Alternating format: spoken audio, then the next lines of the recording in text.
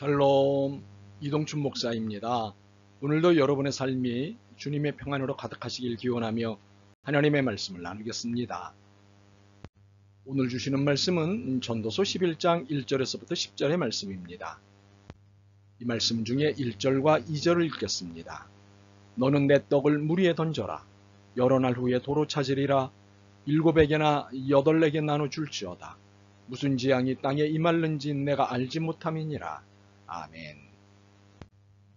전도서 11장 1절부터 10절 말씀을 본문으로 만인과 만물을 위한 선한 투자라는 제목으로 말씀을 나누도록 하겠습니다. 미국의 경제학자 갤브레이스가 1977년에 내놓은 책이 불확실성의 시대였습니다. 과연 47년이 지난 지금은 어떤가요? 확실성의 시대가 되었을까요?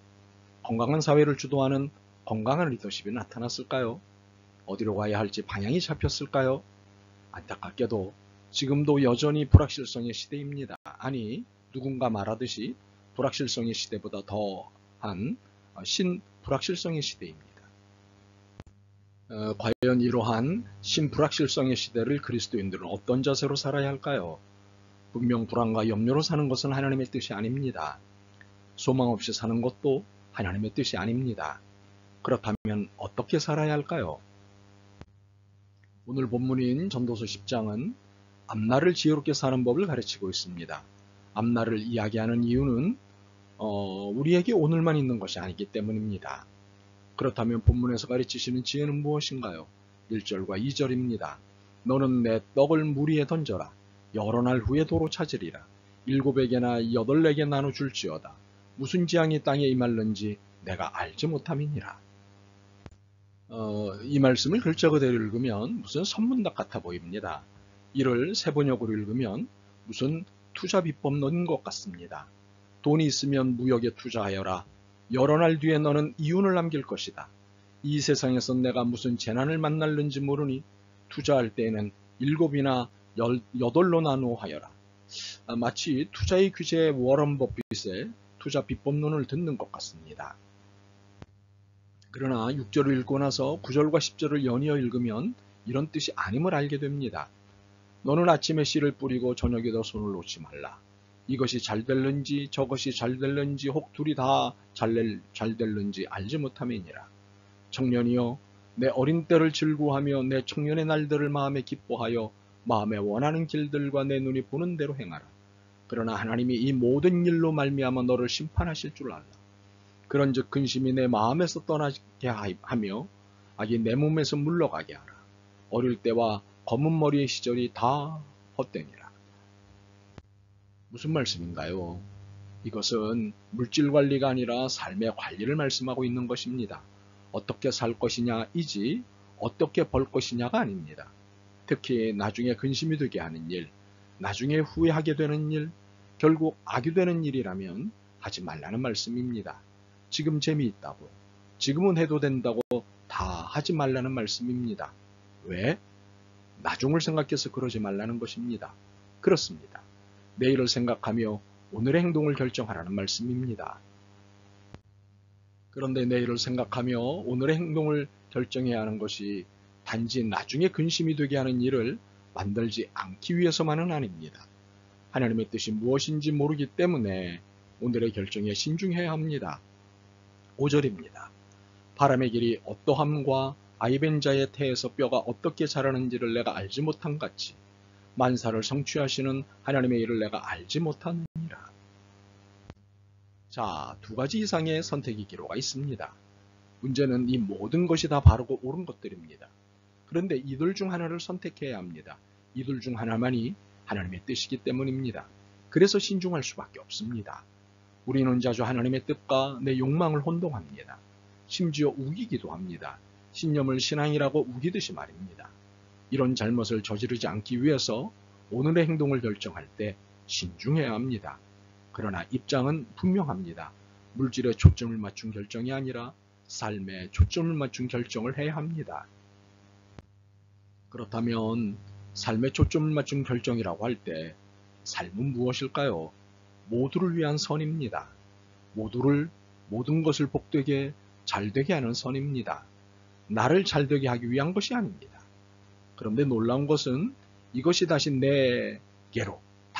내게로 돌아온다는 것입니다. 마치 부메랑처럼 말입니다. 1절을 볼까요? 너는 내 떡을 물 위에 던져라. 여러 날 후에 도로 찾으리라. 다시 돌아온다는 것이죠. 6절을 보겠습니다.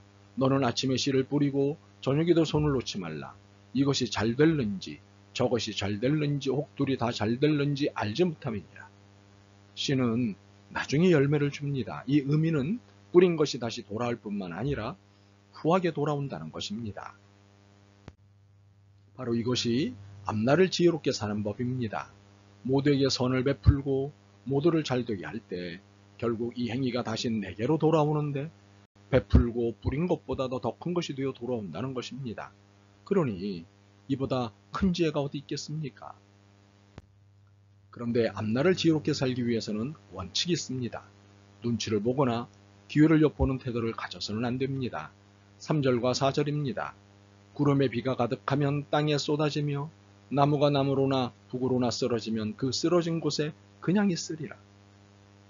풍세를 살펴보는 자는 화정하지 못할 것이요 구름만 바라보는 자는 거두지 못하리라. 3절의 의미는 원칙은 자연스러운 것이라는 의미입니다. 선을 행하는 것은 당연한 것이라는 의미입니다. 4절의 의미는 눈치를 보거나 기회를 엿보며 어느 것이 내게 이익이 될 것이냐를 따져서는 안 된다는 것입니다.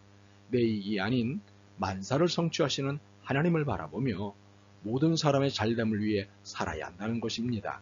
이것이 앞날을 사는 지혜입니다. 그런데 이렇게 앞날을 대비하며 사는 것은 앞날을 적극적으로 살라는 것이지 삶에 문제가 없어진다는 것이 아닙니다. 8절입니다. 사람이 여러 해를 살면 항상 즐거워할지로다. 그러나 캄캄한 날들이 많으리니 그 날들을 생각할지로다. 다가올 일은 다 헛되도다. 그렇습니다. 세상이 아픈 캄캄한 날이 많습니다. 오히려 당황할 일이 많습니다. 심불확실성의 시대에서는 더욱 그렇습니다. 그렇지만 우리에게는 만사를 성취하시는 하나님이 계십니다. 만사를 성취하시는 하나님은 어떤 하나님이십니까? 우리로서는 감당 못할 심불확실성의 시대지만 하나님은 이 시대를 하나님의 나라로 이끌어 가십니다. 우리는 이 일이 어떻게 진행되는지 모르지만 하나님의 방법대로 완성됩니다. 이것을 신앙하는 것이 앞날을 지혜롭게 사는 법입니다.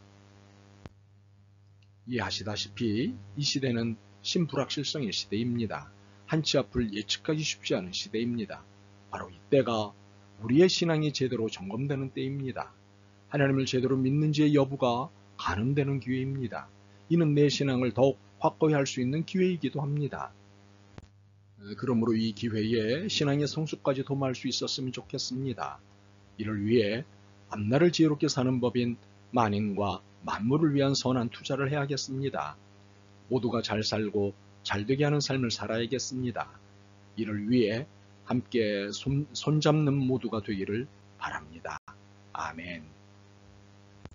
주님, 불안할수록 더욱 이기적이 되었습니다. 그러나 오히려 불안할수록 이타적이 되어야 함을 깨달았습니다. 모든 사람, 모든 일에 선을 베풀고 나누겠습니다. 주님의 인도하심에 삶의 모든 불안을 맡기겠습니다. 믿음을 주옵소서. 예수 그리스도의 이름으로 기도드립니다. 아멘. 오늘도 여러분의 믿음과 삶을 응원합니다. 사랑합니다.